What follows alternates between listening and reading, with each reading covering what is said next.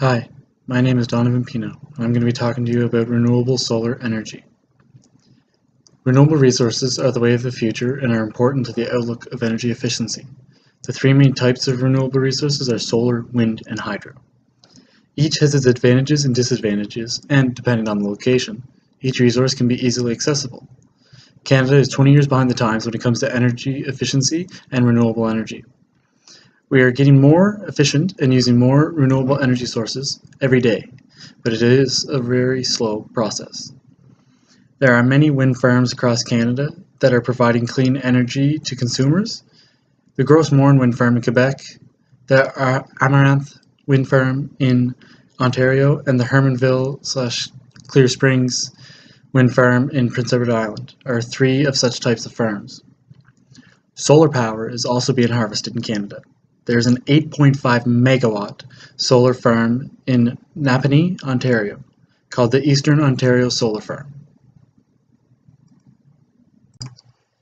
There are several different types of solar panels, but solar hot water, solar air, and photovoltaic are a few of the more commonly used types. Although each type of solar panel is unique in its own way, they basically all work in the same fashion. I will also talk a little bit about heat pumps used in conjunction with solar panels and their advantages and disadvantages.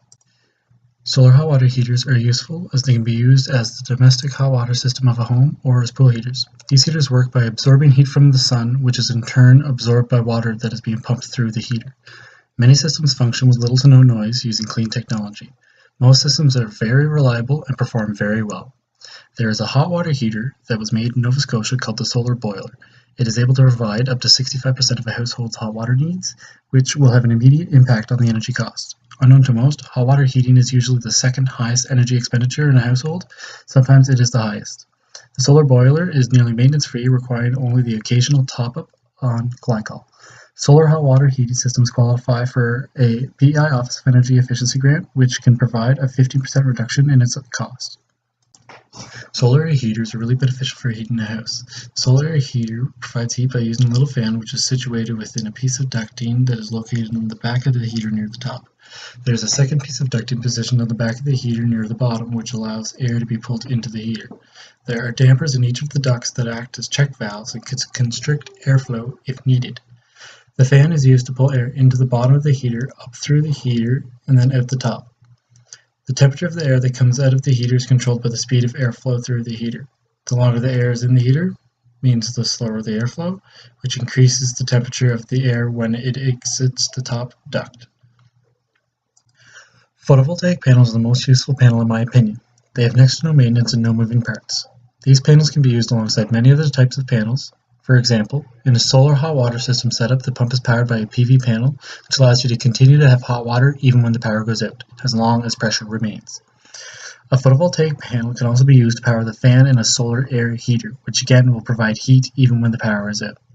PV panels are normally used to power a home. The size and number of panels required to power a home is determined by the amount of electricity the house consumes in a given year. It also depends on where the homeowner wants the panels located. Most PV panels have 20 to 25-year warranty. In a relatively short time, these panels can pay for themselves from savings on your energy costs. Any money saved after that is money in your pocket. These types of savings are desired by the average buyer, which means investing in solar photovoltaic systems will be around for a long while yet. Due to how the panels convert energy from the sun into electricity, you can go off the grid if you have enough panels and use this system to power the entire home. When living off-grid, you should have a way to store the electricity produced by the panels. This stored energy can be used to provide power during the night or if the panels are covered in snow. You will always have power when you need it. The Tesla Powerwall is a good energy storage solution and very little maintenance required. The Powerwall is unique in the fact that it can be mounted on a wall inside or outside of a home, and it has a special temperature control system that helps keep it at optimal functioning temperature at all times.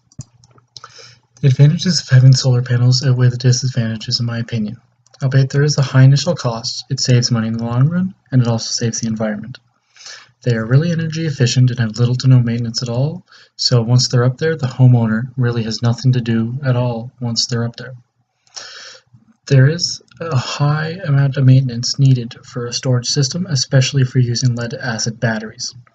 The lead-acid batteries will corrode around the posts and will eventually need to be replaced, and they can cost up to $200 or more.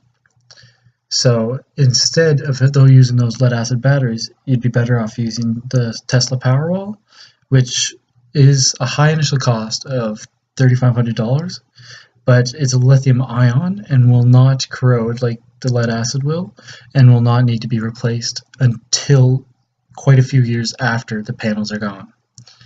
So it's a lot better to have around, and there's no maintenance needed with that either. Thank you for listening to my presentation, and remember that renewable resources are the way of the future and are important to the outlook of energy efficiency. Thank you.